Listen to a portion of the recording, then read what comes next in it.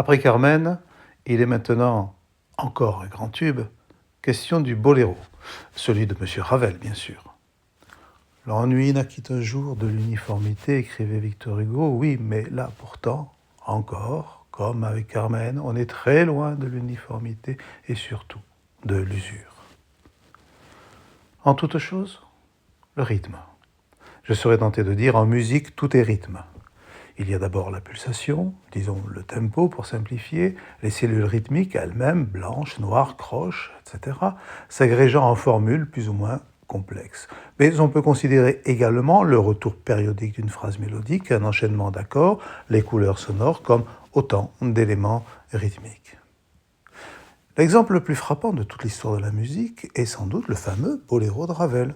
Considérez une formule rythmique relativement courte, répétée inlassablement pendant 17 minutes environ, un motif mélodique simple au demeurant, repris lui aussi de la même façon, et cela sans qu'à aucun moment l'attention et l'intérêt ne faiblissent. C'est ici l'art orchestral de Ravel qui évite à l'œuvre de tomber dans un ennui dans lequel les moyens initiaux auraient dû l'y conduire. Entrées successives d'instruments, soit seuls ou par famille, dosage des alliances sonores, utilisation précise des qualités d'un instrument à un moment donné de la partition. Un tempo inflexible, surtout pas de rubato. C'est une machine qui avance, ou, selon sa sensibilité, un cœur en mouvement, mais régulier, terriblement régulier. Ainsi, l'œuvre s'achève dans une apothéose que certains n'ont pas hésité à comparer à l'acte d'amour. Oui, l'acte d'amour est sans précipitation.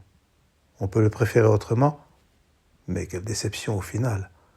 L'acte de mort aussi est sans précipitation, car la mort est bien un acte ici, quand on suit pas à pas la cadence qui s'impose. Et au final, quelle certitude! Il est amusant de savoir que Maurice Ravel considérait son œuvre comme un simple exercice d'école et que tout élève, selon lui, était capable d'en faire autant.